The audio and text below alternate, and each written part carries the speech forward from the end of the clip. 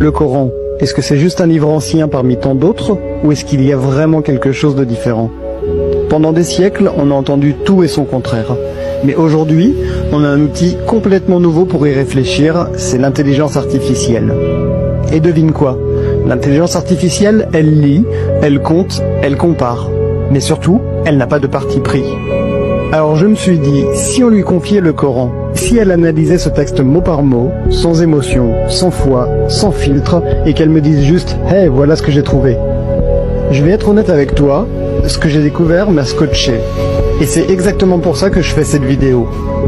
L'intelligence artificielle comme ChatGPT peut lire le Coran en arabe, dans sa version originale, sans biais de traduction. Le Coran, c'est un texte vieux de plus de 1400 ans, révélé oralement, fragment par fragment, sur 23 années.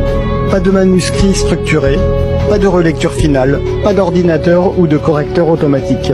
Et pourtant, il est resté intact, mot pour mot, récité par cœur, appris dans le monde entier des générations durant. Mais ce qui m'a le plus surpris, c'est que certaines personnes affirment depuis des années que le Coran cacherait des structures internes, des schémas invisibles que seuls les chiffres peuvent révéler, des équilibres numériques impossibles à inventer sans technologie. Alors j'ai tenté moi-même l'expérience. J'ai demandé à plusieurs intelligences artificielles d'analyser le texte en arabe, à la source, sans passer par de la traduction, et de compter certains mots-clés. L'objectif, c'était de voir si les fameuses structures numériques étaient réelles, ou si c'était juste des légendes. Et là, bam, l'IA me sort des résultats fous. Des mots opposés qui apparaissent exactement le même nombre de fois. Des thèmes récurrents, parfaitement équilibrés.